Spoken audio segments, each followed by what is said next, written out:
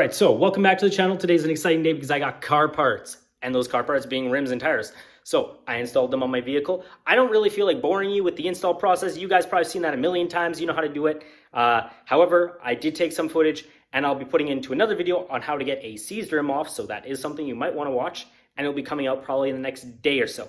Now, this video serves two purposes. One, I just want to give an approximate weighting between the stock rims that I had on and the rims that I purchased, which are VMR V710 reps. Now, before anybody's like, oh my goodness, you bought reps. Oh, okay, so let me clear the air on this one. Number one, I live in Edmonton. Shout out to Don Iveson and the City Council. You do not do a good enough job of repairing our roads. They're trash. So, because our roads are trash in Edmonton, I would not want to spend over $2,000 on a set of rims because that's varying in price. I wouldn't want to spend. That's kind of what a lot of websites are kind of giving me around for the staggered setup on 335xi. So I don't want to spend over $2,000 just on the rims. And I also was looking on a ton of E90 forums, like forum pages talking about like VMR horror stories. So I'm like, yo, I am not spending that much on those rims, and then for that to happen. So that was my justification in behind that, and I was like, nah, I don't know about that. So also for the price that I got the rims, I really couldn't complain, and they already came with rubber. So I bought them used. I like buying stuff used, and there's a whole other you could talk about things being buying used or not used. Maybe we'll do another video on that. But yeah, so and then the second part of the video is more or less going to be talking specifically about just the philosophical discussion between reps and like real wheels. So also, if you do like the content, make sure that you drop a like and subscribe so you can see more cool stuff like the video I was talking about earlier. And then also I will be bringing out my 3rd generation Honda Prelude probably next week. And I will be doing basically a startup, like a first startup of 2020 video and documenting different things. And you definitely don't want to miss that. So without any further ado, I'm not going to waste any more of your time, and we're getting right into the video.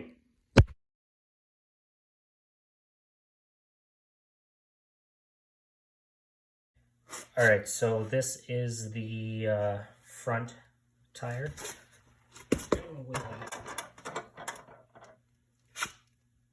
So it's basically 51-ish pounds.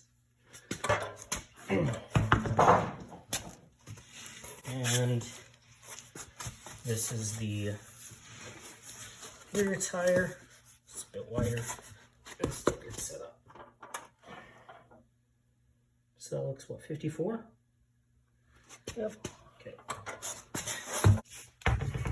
So here's the rear for the aftermarket rim.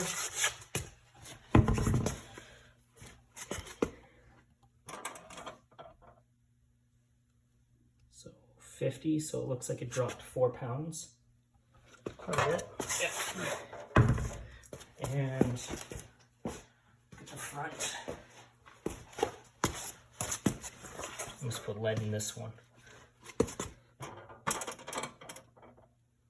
And that's 49, it looks like.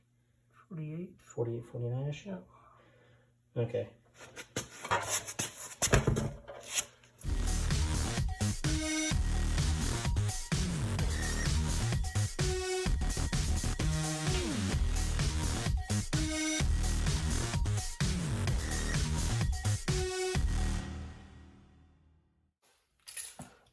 All right, so we've come to the part of the video where we get to address the elephant in the room, and that is about talking about buying reps and basically a quote-unquote real wheels. So these are a VMR V710 rim, or well, technically they would be classified as a replica.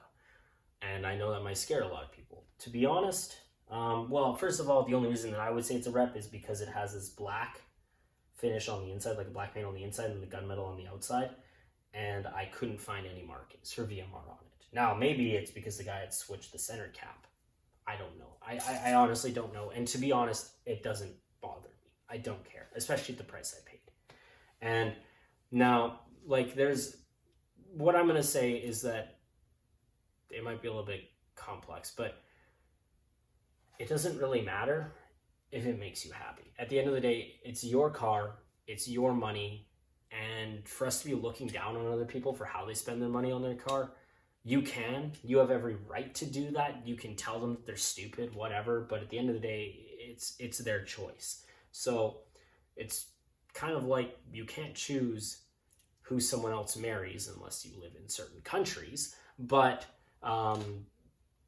you can't choose that for them. They're going to choose what they want to do with their life, or like what they're going to do, who they're going to marry. Anyways, it's kind of an odd comparison, but not that I would ever marry a car. This is not a thing from My Strange Addiction. That person on there was weird, straight up. But anyway, so back to rims. I feel like that there's and this is that elephant in the room, is that people are in that mindset. They have this, like, there's people that are very, very centric on that. It has to be like a forged rim. It has to be all these crazy things. Like, it has to be forged by Sauron himself to withstand the tests of time. And I'm like, what? I just don't get it. Because let's be real here.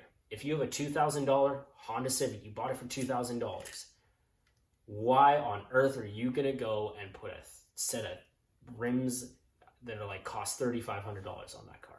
That does not make sense. So there's like a relationship between how much the car costs and how much you're going to spend on rims and tires. And it shouldn't, like, I personally don't think it should be up to half. That would just be kind of weird. And like, for instance, if I spent half of what I paid on my car, that I think it's like a third is the max. That's like, but I mean, it's not saying you can't go buy nice stuff for your vehicle, but I'm just saying there's more things to invest in than rims and tires. Rims and tires do make a big difference. I personally think, and if you ever stumble across Donut Media, they're fantastic. They do an awesome comparison between, like, high car and low car. I could even drop a link down in the description for you guys. But as I said, even as I look at this, it looks nice. I like the style of them. They make me happy. And at the end of the day, that's pretty much all that matters.